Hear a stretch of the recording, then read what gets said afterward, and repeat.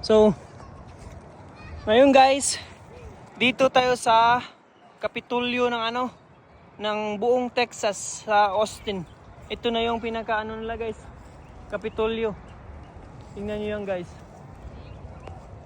Ito na yung pinaka nila, pang malakasan na building sa. So, ito tour ko kayo guys. Quick tour lang to guys sa. Yun guys. Yun yung pinaka Kapitolyo nila.